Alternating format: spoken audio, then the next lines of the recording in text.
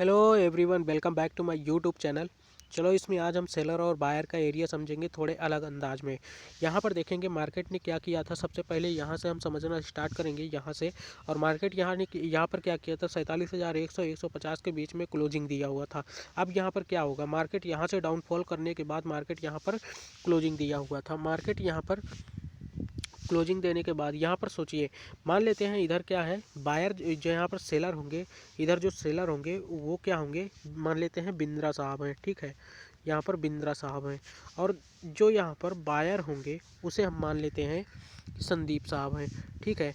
अभी यहाँ पर हम देखेंगे तो बायर और सेलर को हम थोड़ा सा दूसरे नाम से इम्प्लीमेंट करें, जैसे कि बिंद्रा साहब और संदीप साहब। बिंद्रा साहब यहाँ पर हमारे लिए सेलर हैं और संदीप साहब यहाँ पर क्या है, हमारे लिए बायर हैं। यहाँ पर हम चलिए यहाँ पर देखते हैं।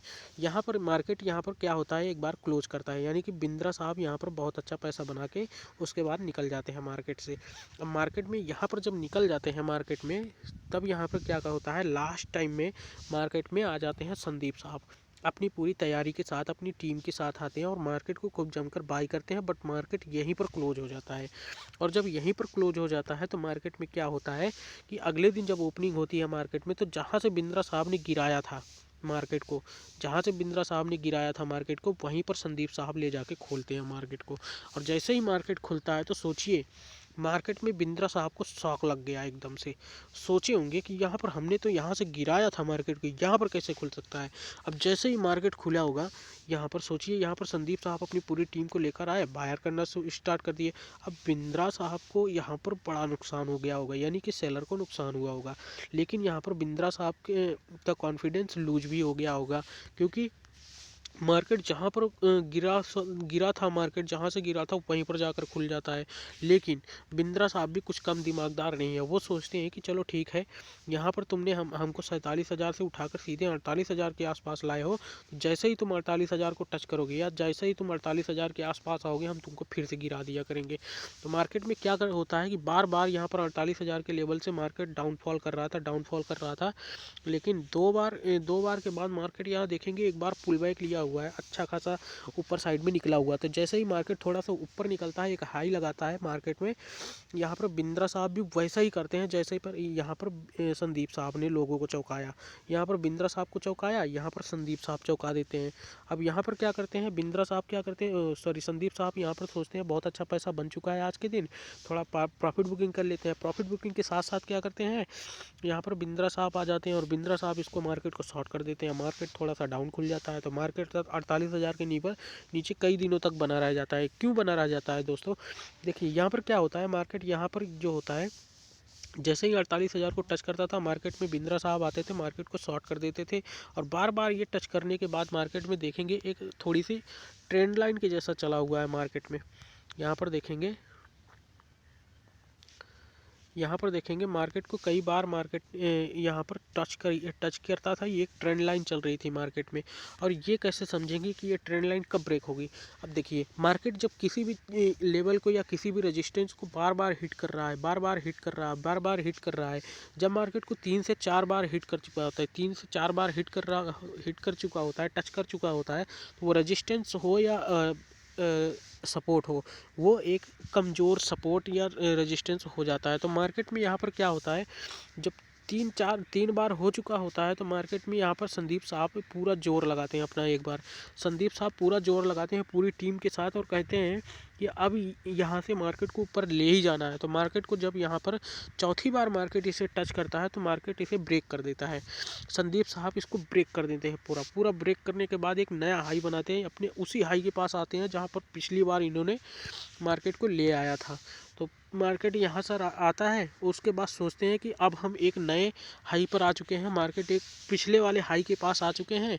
अब क्या करते हैं, मार्केट में थोड़ा सा हम यहाँ पर देखेंगे, मार्केट एक नया हाई लगाया हुआ था। सॉरी, मार्केट यहाँ पर देखेंगे, ये वाला लेवल जो था ये अपना पहला हाई था। ये यहाँ पर इसे 1 मिनट इसे मैं हटा देता हूँ, यहाँ पर थोड़ा सा चार्ट लगा लेते हैं कायदे से। यहाँ पर देखेंगे मार्केट यहाँ पर अपना पिछला हाई इनका ये था, जो नया हाई लगाए थे पहली बार जब जोर लगाकर मार्केट को यहाँ तक लेके आए थे 48,270 के आसपास, वहीं पर मार्केट यहाँ पर भी आया हुआ है।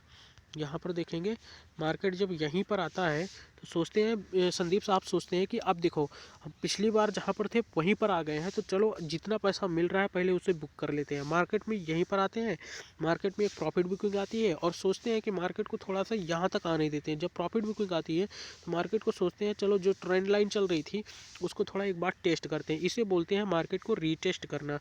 ये है रीटेस्ट करना। यहाँ पर जो मार्केट ने ये किया हुआ है इसको बोलते हैं अपने सपोर्ट या रेजिस्टेंस को रीटेस्ट करना बोलते हैं।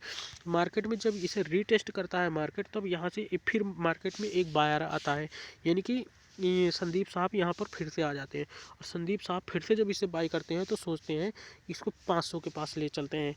और लेकिन 500 के पास ही क्यों, देखिए जो 500 के डिफरेंस पर जो लेवल होते हैं, जैसे कि यहाँ पर 47,000 हो गया, 47,500 हो गया, 48,000 हो गया, 48,500 का लेवल हो गया, ये एक साइकोलॉजिकल लेवल होते हैं।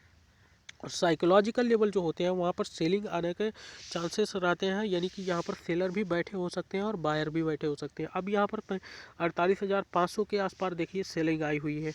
और यहाँ पर मार्केट थोड़ा सा जो यहाँ पर सेलिंग आती है जब दोस्त, यहाँ पर देखेंगे एक ट्रेंड लाइन चल रही थी, मार्केट ने इसे भी कई बार टच कर चुका था, यानी कि 3 से 4 बार टच कर चुका था, 5वीं बार इसे ब्रेक कर रहा है मार्केट। अब ये 48,000 का लेवल यहाँ पर इम्पॉर्टेंट हो जाता है। क्यों इम्पॉर्टेंट हो जाता है, क्योंकि मार्केट इसे कई बार रजिस्ट कर रहा था, तब मार्केट इसे ब्रेक कर पाया था। अभी ये मार्केट फिर से यहीं पर आ रहा है, यानी कि जब तक ये इस 48,000 के लेवल को 48,000 47,950 ये एरिया जो होगा, यानी 50 पॉइंट का एरिया, 100 पॉइंट का एरिया एक लेके चलिएगा। जैसे कि 47,900 से मैं अगर कहूँ तो 47,900 से ये 48,000 का लेवल जो होगा वो एक साइकोलॉजिकल एरिया होगा। एरिया होता है जैसे सेलर और बायर का जो होता है वो एरिया होता है। जैसे कि यहाँ पर देखेंगे तो ये एरिया है, ठीक है, ये एरिया है। तो जब तक मार्केट इसके नीचे नहीं आ जाता है, इस 48,000 के लेवल या 47,900 के नीचे नहीं आ जाता है, तब तक इसमें एक अग्रेसिव सेलिंग देखने को नहीं मिलेगी। तो इस तरह से मार्केट को अगर रीड करेंगे तो ज़्यादा बेहतर समझ में आएगा। यहाँ पर हमने सेलर और बायर को बिंद्रा साहब और संदीप साहब के नाम से बुलाया है। यहाँ पर जैसे कि बिंद्रा साहब को हमने सेलर बताया था और संदीप साहब को हमने बायर बताया हुआ था।